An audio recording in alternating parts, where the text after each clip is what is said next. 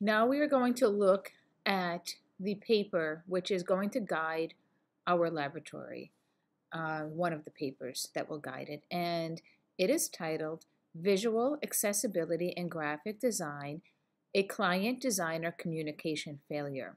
And like in our laboratory, these authors conducted a survey, and we are going to look at this paper in great detail.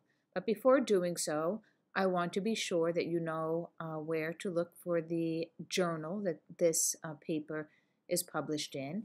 As you see here, it is published in Design Studies. It is volume 40. It was published in the year 2015, and it is on pages 176 through 195. Here you see the authors of the study, as well as how to contact the authors. You see here that this is published under a Creative Commons license.